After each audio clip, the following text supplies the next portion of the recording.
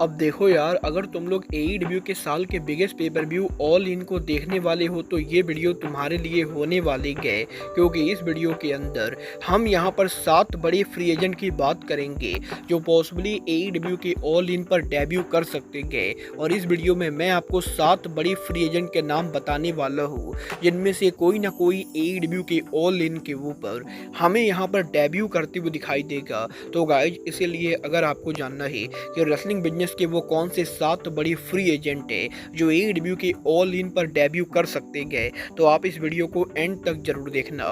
Well guys, जो पहला नाम एईडब्ल्यू के ऑल इन पर डेब्यू कर सकता है वो यहाँ पर मॉडर्न डे महाराजा जिंदर महल होंगे। जिंदर महल के 2 महीने पहले डब्ल्यूडब्ल्यूई से रिलीज होने के बाद जिंदर महल का नॉन कम्पीट क्लॉज ओवर हो चुका है और वो यहाँ पर ऑलरेडी डब्ल्यूडब्ल्यूई के बाहर अमेरिका में बहुत सारी इंडी कंपनीज के ऊपर काम कर रहे हैं। और रिसेंटली यहाँ पर जिंदर महल मैक्सिको की biggest wrestling company Lucha Libre triple A के ऊपर टैग टीम चैंपियन बने, जहां पर जिंदर महल के टैग टीम पार्टनर और कोई नहीं बल्कि एईडब्ल्यू के कॉन्ट्रैक्टेड सुपरस्टार सतनाम सिंह है। और अब यहां पर जब जिंदर महल already Indian superstar Satnam Singh के साथ काम कर रहे गए तो गाइस, ये यहां पर ज़्यादा शॉकिंग नहीं होगा अगर यहां पर एईडब्ल्यू कंपनी जिंदर महल को एईडब्ल्यू के ऊपर लाती गए, क्योंकि गाइस यहां पर ऑलरेडी जेफ जेरेट और सतनाम सिंह के साथ जिंदर महल के बढ़िया रिलेशनशिप है। और गाइज, हो सकता है एईडब्ल्यू के ऑल इन के ऊपर जिंदर महल उनका शॉकिंग डेब्यू करे। बट गाइज, जिंदर महल के बाद जो अगला नाम एईडब्ल्यू के ऑल इन पर अपीयर होगा वो यहाँ पर बेला ट्विंस होने वाली है। गाइज, यहाँ पर ये बात हम सभी लोगों को मालूम है, एईडब्ल्यू के ऑल इन के ऊपर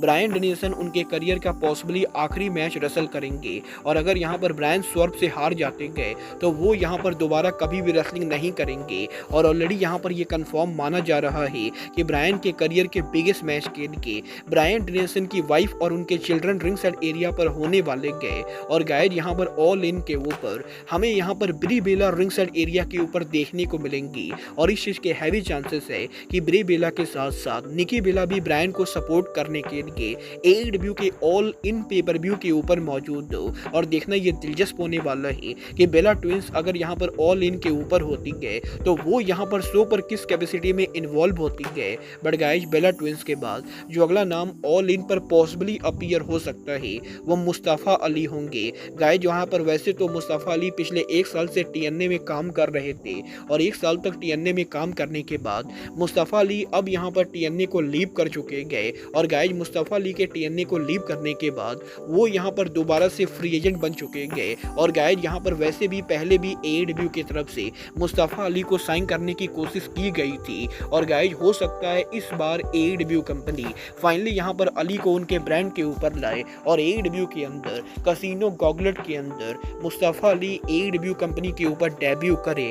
बट गाइज, मुस्तफ़ा अली के बाद जो अगला नाम एईडब्ल्यू के ऑल इन पर पॉसिबली डेब्यू कर सकता है वो यहाँ पर डब्ल्यूडब्ल्यूई के फॉर्मर सुपरस्टार शेल्टन बेंजामिन होंगे। वेल गाइज, बात करें अगर यहाँ पर शेल्टन बेंजामिन की तो गाइज यहाँ पर ये बात तो हम सभी लोगों को मालूम है, 5 महीने पहले जब बेंजामिन को डब्ल्यूडब्ल्यूई से फाइट किया गया था उसके बाद ही शेल्टन बेंजामिन के एईडब्ल्यू में आने को लेकर तगड़ी रूमर चली थी। और इवन यहाँ पर शेल्टन बेंजामिन ने ये खुद कंफर्म किया है कि वो यहाँ पर एईडब्ल्यू के साथ एक टाइम पर कॉन्ट्रैक्ट नेगोशिएट कर रहे थे और अब भी यहाँ पर एईडब्ल्यू के साथ उनके काफ़ी बढ़िया रिलेशनशिप है। और पॉसिबली बेंजामिन फाइनली एईडब्ल्यू के ऑल इन के ऊपर एईडब्ल्यू कंपनी के ऊपर डेब्यू करे। बट गाइस, शेल्टन बेंजामिन के बाद जो अगला नाम पॉसिबली ऑल इन पर डेब्यू कर सकता है वो यहाँ पर शेल्टन बेंजामिन के former faction member Bobby Lashley और एमवीपी होंगे। गाइज, यहाँ पर ये बात हम सभी लोगों को मालूम है, बॉबी लेस्ली और एमवीपी का डब्ल्यूडब्ल्यूई कॉन्ट्रैक्ट ओवर हो चुका है और ये दोनों अब यहाँ पर पूरी तरह से फ्री एजेंट है। और ऑलरेडी यहाँ पर ये कंफर्म माना जा रहा है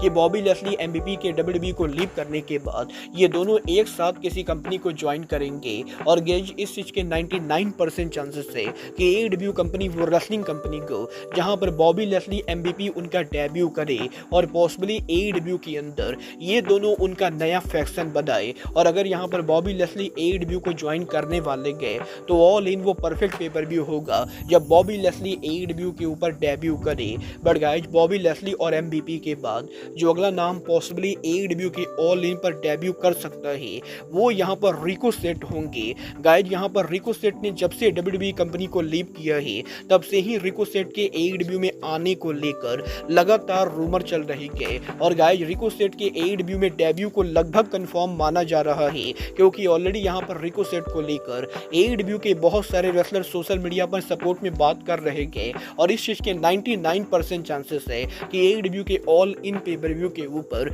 रिको सेट AEW के कसिनो गॉगलेट के अंदर डेब्यू करेंगे और वो यहाँ पर AEW के ऑल इन पर हमें देखने को मिलेंगे। बट गाइस, रिको सेट के बाद जो फाइनल नाम AEW के ऑल इन पर पॉसिबली डेब्यू कर सकता है वो यहाँ पर मैकमैन फैमिली के मेंबर शेन मैकमैन होंगे। गाइस, यहाँ पर कुछ महीनों पहले शेन मैकमैन के AEW में आने के रूमर्स के बाद जब टोनी खान और शेन मैकमैन की मीटिंग हुई और इन दोनों की मीटिंग की पिक्चर सोशल मीडिया पर वायरल हुई, तब से ही यहाँ पर यह माना जा रहा है कि शेन मैकमैन AEW पर आने वाले गए और पॉसिबली AEW के ऑल इन के ऊपर शेन मैकमैन उनका शॉकिंग डेब्यू करे और वो यहाँ पर AEW के ऑल इन के ऊपर हमें यहाँ पर ऑल इन की अटेंडेंस अनाउंस करते हुए दिखाई दे सकते हैं, या फिर वो AEW के ऑल इन के ऊपर AEW को लेकर कोई बड़ी अनाउंसमेंट करे। वेल गाइस, जब ये तो ऑल इन को देखकर ही पता चलेगा कि शेन ओमैक ऑल इन पर फाइनल डेब्यू करते हैं या नहीं।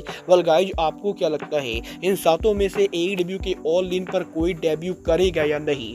आप लोग मुझे कमेंट करके बताएंगे। बट गाइस, अब आज के इस वीडियो में बस इतना ही। मैं मिलता हूँ आपसे अपने अगले वीडियो में। बट गाइस, तब तक के लिए goodbye, good night and bang.